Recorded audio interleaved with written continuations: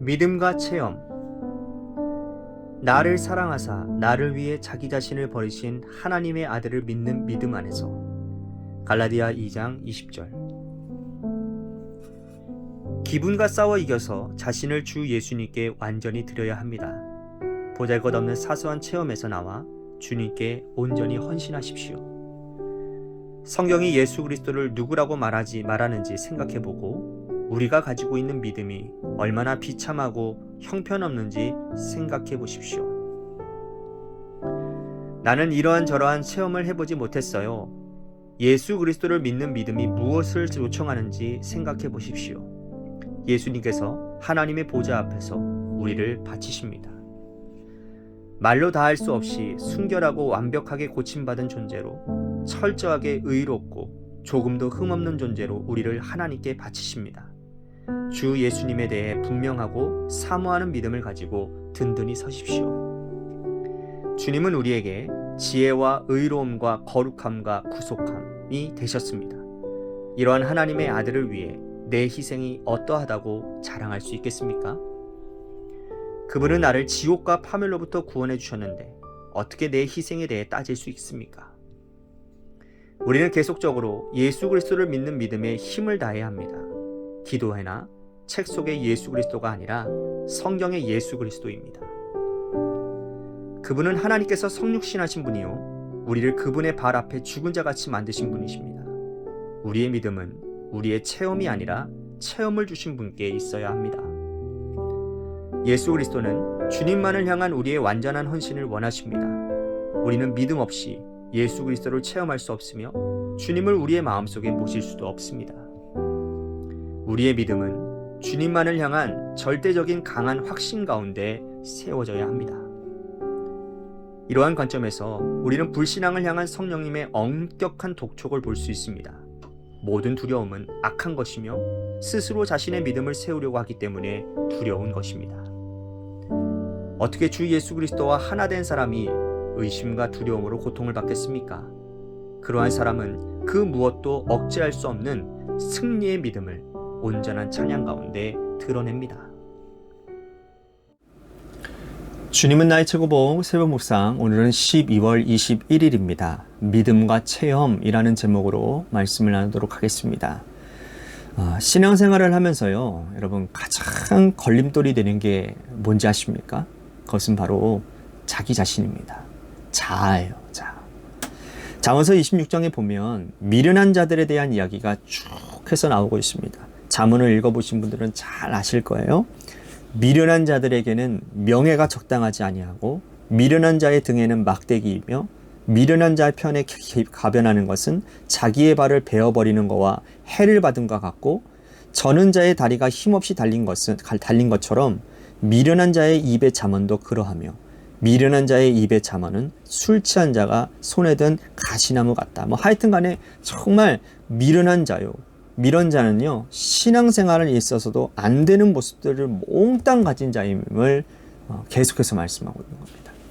그런데요, 그렇게 미련한 자의 이야기를 쭉 길게 하다가 10절 이상의 길게 하는 이후에 10절 정도 길게 한 이후에 12절에 보니까요, 이런 말씀이 있습니다. 내가 스스로 지혜롭게 여기는 자를 보느냐? 그보다 미련한 자가 오히려 희망이 있느니라. 무슨 말이에요? 자기를 지혜롭게 여기는 자, 자기가 인생의 주인이 되어서 자기 생각대로, 자기 감정대로 사는 자는 미련한 자보다 더 악한 사람들이라고 말을 하는 거예요. 특별히 신앙생활에서 감정의 부분은요, 우리가 평생 싸우고 다루어야 될 부분 중에 하나입니다. 어떤 분들은 자기 기분 따라, 자기의 감정 따라 신앙생활 하시는 분들이 있습니다. 저도 간혹 가다가 그런 일들이 일어날 수 있어요. 부부싸움에서 기분 나쁘면 교회에 안 나오고, 기분 나쁘면 기도도 쉬고, 기분 나쁘면 묵상도 안 하고, 신앙생활의 전반 부분들을 다 쉬어버리는 거죠. 그러다가도 기분이 좀 좋아지면 봉사하고 열심히 하고 나름대로 최선을 다하는 거예요. 여러분, 신앙생활은요, 그렇게 기분 따라 하는 게 아닙니다. 생각해 보십시오. 여러분들의 일상생활에서도 그렇다고 생각해 보세요. 기분 따라 한다면 엄청난 문제들이 생기지 않을까요? 예를 든다면 여러분, 자녀들을 밥 차려주는 것을요, 기분 따라 한다고 생각해 보세요. 자녀들의 건강이 어떻게 되겠습니까? 남편이 자기 기분 따라 아내를 대한다고 생각해 보세요. 얼마나 큰 상처를 입겠습니까? 하물며 영적인 일, 신앙적인 삶을 기분 따라 한다? 여러분, 그거는 아주 잘못된 일인 겁니다. 챔버스는 오늘 묵상을 시작하면서 이렇게 말을 합니다. 기분과 싸워 이겨서 자신을 주 예수께 완전히 드려야 한다고요. 보잘것없는 사소한 체험에서 나와 주님께 온전히 헌신하라고 말을 합니다. 그러면서 성경이 예수 그리스도를 누구라고 말하는지 생각해보고 우리가 가지고 있는 믿음이 얼마나 비참하고 형편없는지를 생각해보라고 말을 해요. 챔버스는 계속해서 주님이 이 땅에 오셔서 우리를 위해 하신 일하고 우리의 희생을 비교해서 말합니다. 주님이 우리에게 지혜와 의로움과 거룩함과 구속함이 되셨다고 그래요. 이러한 하나님의 아들을 위해 내 희생이 뭐 어떻다라고 자랑할 수 있느냐라는 거죠. 그분은 나를 지옥과 파멸로부터 구원해 주셨는데 어떻게 내 희생에 대해서 우리들이 따질 수 있느냐라는 거예요. 그렇습니다. 주님이 우리를 위해 하신 일은요, 그 어떤 것들과도 여러분 비교할 수 없는 너무너무 귀한 일들이에요.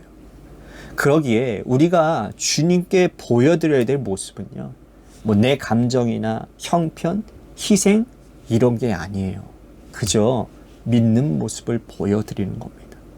날마다 주님 사랑과 은혜를 묵상하고 그 사랑과 은혜를 받은 자답게 살아야 한다라는 말이에요.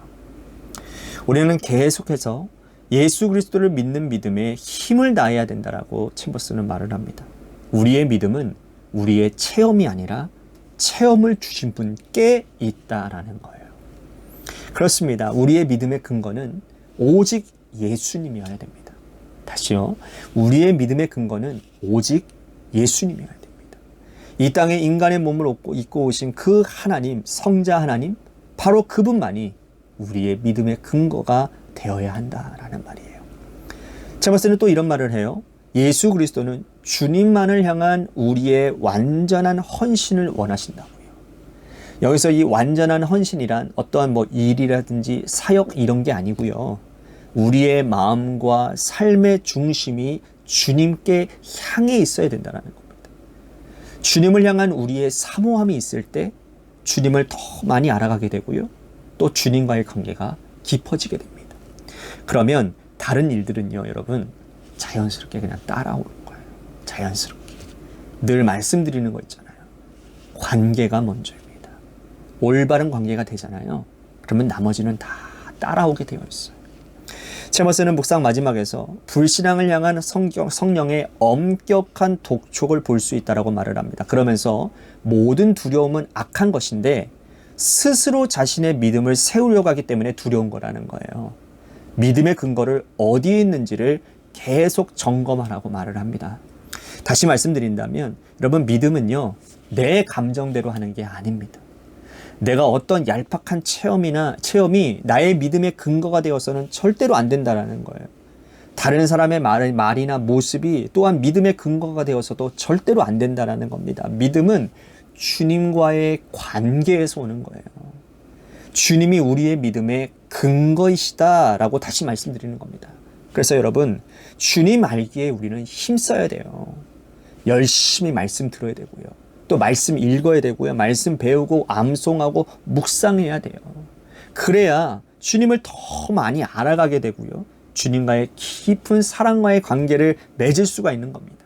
바라기는 여러분 모두가 다 주님 알기에 열심을 다하셔서 건강한 믿음, 올바른 믿음을 가지셔서 하나님이 기뻐하시는 복된 삶이 되시기를 주님의 이름으로 간절히 축복하겠습니다. 아멘.